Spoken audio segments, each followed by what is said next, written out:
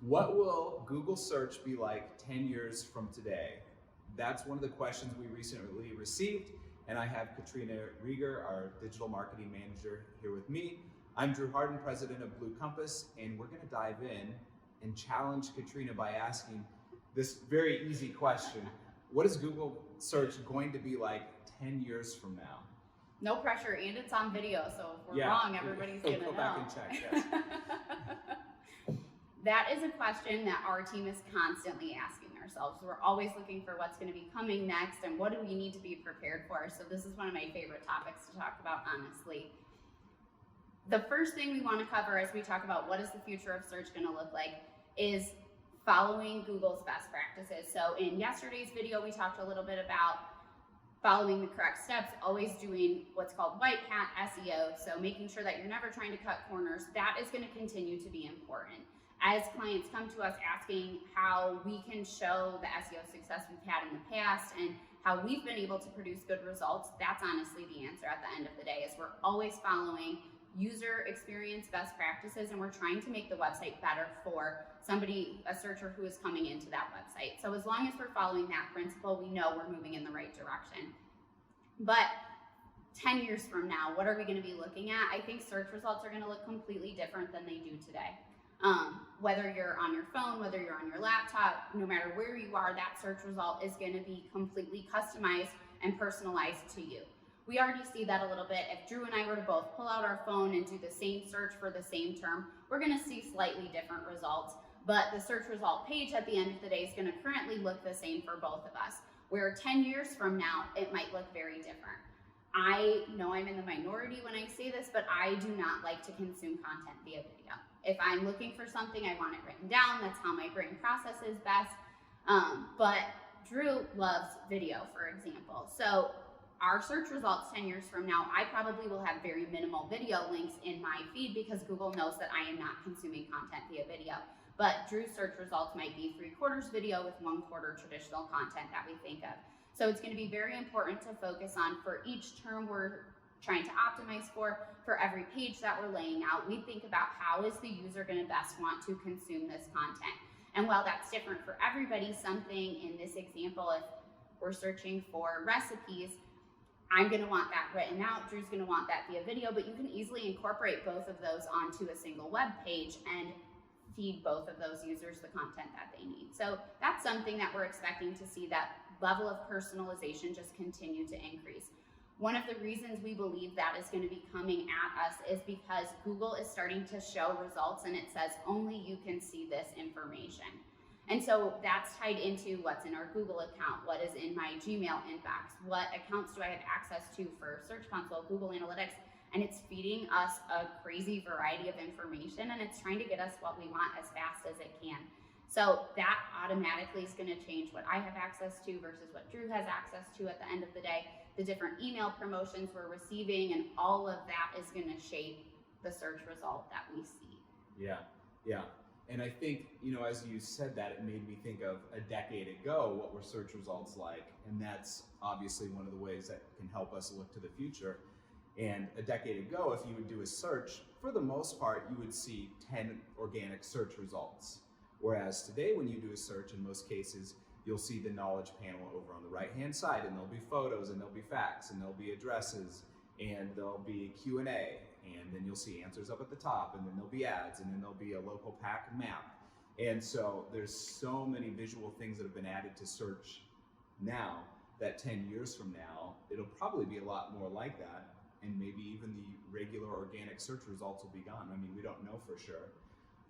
But I think, one of the things we say is that Google isn't particularly interested in sending people to your website. Google is more interested in serving its users and keeping their users on their platform. And that'll probably be more true in the future, because we all have to remember that Google is a business, and Google's goal isn't always just to serve businesses and companies and marketers as well as they can. It's to make money and be more profitable in the next quarter for its stockholders.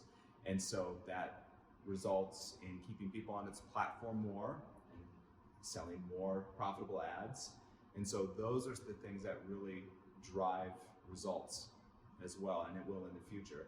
And so search results may be extremely visual, like delivering results directly to you, very little link or actions to and from websites. That's hard to say for sure. And then you talked about personalization, and another thing that I think Google will be better at doing in 10 years is identifying exactly the situation you are in at a current time, and then giving you search results maybe even before you search. So in other words, if you're walking down the street in the morning, maybe via your phone or a wearable, Google will know your heart rate, your blood sugar level, exactly where you are, how fast you're walking, the weather conditions, what you're near, your previous search history, and probably other things that we're not thinking of yet. And based on that, maybe suggest to you that you walk into this restaurant and buy this certain product or something like that. The personalization that you mentioned will be far extended into the future. That's going to make local SEO more important. It's going to make integrating all of your Google accounts together. So having your maps connected to your analytics and your ads and all of that. And at the end of the day, when you said Google is a business, it reminded me that the one thing that's never going to change is going to be the need for Google ads. The format's probably going to look vastly different. We've seen them test out and utilize, like expanded text ads came out in the last year and a half. They've changed site link extensions. They've changed all of the add-ons and how you can track your conversions and all of that. But at the end of the day, they want to make money. And that is one way they can make money on every click from every search. So Google Ads is definitely going to continue to be more and more important, because that's one way you can guarantee you're showing up. Ads are not going anywhere. Nope. For better or for worse. Yeah. And of course, there'll be more talk and battles over privacy and the information that Google accesses. And I think another thing too is often when we think about searching Google, you think of sitting there on your computer, typing it in. And these days, of course, there's smartphones, there's voice search and things like that. And so I think Google will move much more into these areas as well, and probably into other devices and things like your refrigerator. I mean, identifying, what foods you need, and you asking Google, hey, does this store have this in stock right now? I mean, Google will be implemented into many other things like that in our lives as well. So, I mean, it's not just going to be sitting down and typing out a search. There's going to be more voice search. And when it comes to voice search, SEO only becomes more important, because most of the time, if you do a voice search to Siri or Alexa or Google, you'll get back one result. So in other words, you get back the top result, and you don't get an option to look at the other 9 results. So SEO probably becomes only more important as time goes on. I know in yesterday's video, you talked about like the importance of ranking on page 1. And I think that is definitely it's not gonna take 10 years for us to get there, but we're gonna see Google eliminate the further pages of search sooner rather than later. We can already see it if you are utilizing, I know if you're utilizing like the Google app on your phone, they're not giving you additional pages, they're giving you a load more results right now. I believe that's also transitioned into like if you're on Safari or something and doing a Google search within there, but we saw that in the Google app first, and we're starting to see it translate into other mobile experiences. And as we talk about what's coming, it's looking at what's here right now and what they're testing. And that's what's giving us our signals for what's coming in the next 10 years. And the importance of ranking on page 1 is going to be even stronger than it is right now when they eliminate those future pages. We're also going to have to think about, traditionally when we do organic rankings and we're looking at keyword volumes, keyword rankings, all of that, we're still looking at that 10 plus page mentality of you're not going to go straight to page 1, you're going to start on lower pages, and as that page has more value and is able to prove to Google that it gets good time on page, pages per session, all those metrics, it starts to increase the page that it's on. But if Google eliminates those further pages, it's going to be more important for us to find a way to get quality traffic to those pages and really prove the value to Google faster. And that's going to not only how you're doing your organic, but how are you doing your paid, how are you doing your social media, and it's going to make that comprehensive approach more important to have that quality SEO as well, as we start to see those pages eliminate. So Katrina, what can we do today to prepare our website for this interesting future 10 years from now? Schema. Is schema going to be around in 10 years? I don't know, but it's going to help bridge the gap that we're seeing. Right now, Google only, there's like 15 types of schema that they say they officially support right now, but there are hundreds of thousands of types of schema. Our team has gotten in the habit of utilizing a wide variety of schema, even if it's not officially on Google's list, because as soon as Google puts that on the list, our clients are ranking for it already. We're seeing enhanced searches, we're seeing featured snippets, we're seeing more people also ask results because we're utilizing this wide variety of schema networks. If you're not familiar with schema, schema is a code that you can put onto a web page. It's specific to that page, and it talks directly to Google and to search engines and tells them what they need to read without crawling all of the content on that page. So it is a little bit more technical to complete and to write, but it is very helpful to search engines because they're able to crawl a little bit less of your content and get an even better idea of what that page is covering and what you're featuring on there.